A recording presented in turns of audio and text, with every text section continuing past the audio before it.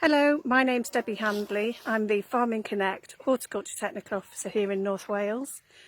You'll be aware we're on lockdown, so we're not able to visit our demo farms and our focus sites currently.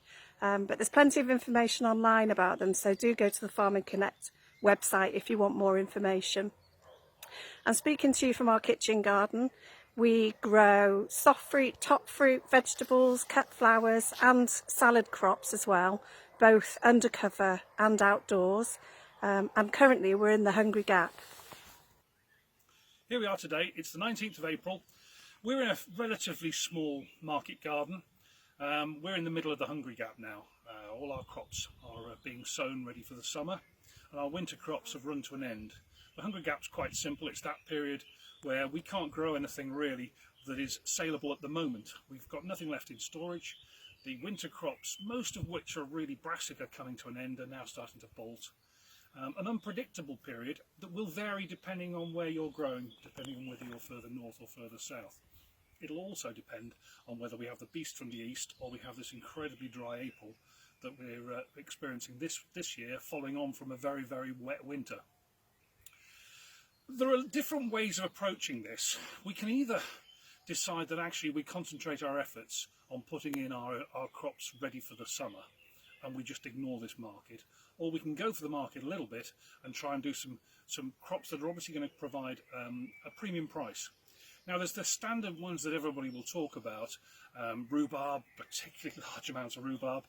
Selling large amounts of rhubarb is not going to be easy. Asparagus is a great crop and different varieties will give you quite a long succession of planting. Provides a great crop at a high price if you've got a market, maybe the farm gate sales. The other way of doing this is we can look at it and just try and shorten this period as much as possible. Now that can be done by planting late varieties of some of the winter brassicas. You can get quite late varieties of kale, which will give you some brassica that isn't necessarily going to start to bolt as early as the others. Also, there's things like we can have leeks still carrying on through the winter, and of course purple sprouting broccoli. There are some quite late varieties of that. The other things we can do is we can try and shorten the gap, and by doing that we can either prepare the ground early and fleece it and warm it.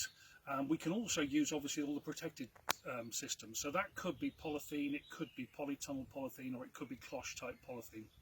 And as I've already mentioned, fleece is a great thing for warming the soil early and for protecting those quite tender plants. There's three real things that will decide which way you want to approach it. One will be how much time and energy, i.e. labour, that you can expend on all of this, on whether you just concentrate your efforts on getting good early crops ready for the summer. The other will be the location that you are geographically and how long the period's going to be for. And the final one will be investment. If you're prepared to invest in polytunnels and use those polytunnels for some early crops, that's then going to be a balancing act. Do you put in a whole polytunnel full of new potatoes or a whole polytunnel full of broad beans and then not able to plant your tomatoes quite as early because you're waiting for a crop to come out? It really is a balancing act. It's going to depend on your market and your circumstances and finances, and also the great British weather.